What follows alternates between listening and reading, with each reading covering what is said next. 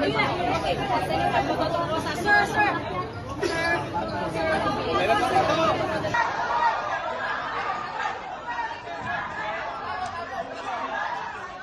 Si Bato.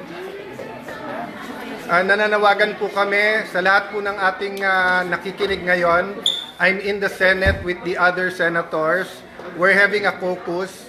Nabalitaan po namin na allegedly may mga taga-NBI na gustong pumasok.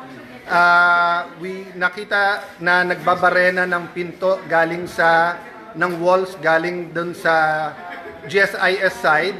So we have our security here. Papasalamat kami sa PNP, outside and inside meron. Nandito ang Marines, but ito po ang emergency. Nagkaputukan na po. May report ako from the Sergeant at Arms. So the NBI is denying na tao nila, pero nagkaputukan na. So we don't know what's happening. Everyone's locked in their rooms now.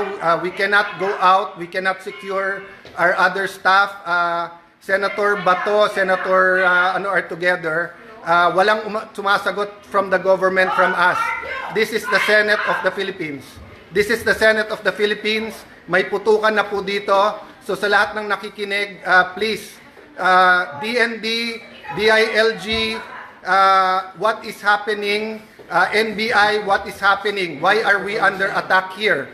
I don't know what's happening, but I do not know if I can keep my people safe here. I'm willing to go out. I'm willing to face anyone who is going to serve the warrant or do whatever. I told you, you're welcome to serve. But do not do this. So please help us. Please let us know what is happening here. I will repeat po, kinonfirm ng ating Sergeant at Arms na nagkaputukan na po. Many senators here have the numbers of the AFP Chief of Staff, etc. We're trying to get in touch, no? So far po, nagpe-perform yung Marines dito, yung OSAA, yung police sa labas. But inside the building, we do not know what's happening. I'm sorry I have to do it this way.